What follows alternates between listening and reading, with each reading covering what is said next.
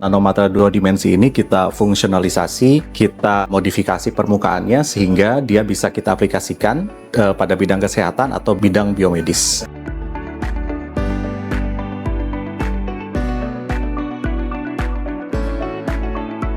Halo kawan BRIN, nanoteknologi global saat ini semakin berfokus mengembangkan rekayasa nanomaterial dua dimensi. Material ini memiliki keunggulan berupa luas area yang tinggi dengan permukaan yang tipis.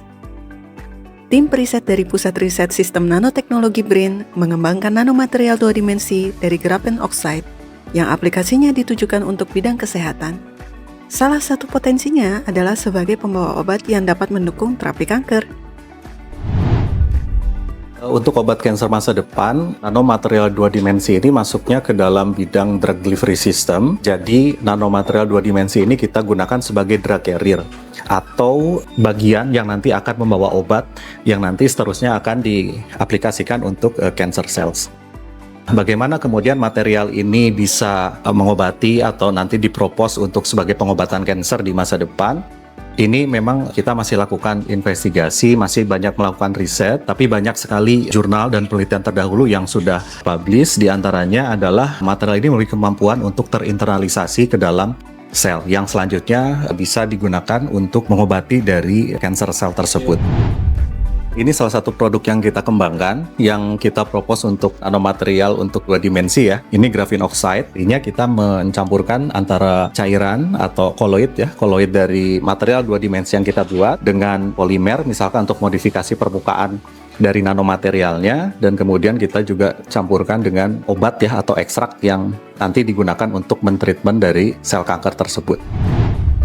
Pengembangan nanomaterial dua dimensi di bidang biomedikal menghadapi sejumlah tantangan, mulai dari memastikan material yang aman bagi tubuh, memilih obat yang sesuai dengan karakteristik sel kanker, hingga melalui tahapan pengujian yang panjang dari laboratorium sampai uji klinis. Tahapan pengujian untuk aplikasi nanomaterial untuk aplikasi kesehatan ini cukup banyak. Kita tidak hanya menguji di cairan sel, in vitro sel, tapi juga kita harus lanjutkan sampai in vivo atau mungkin sampai uji klinis.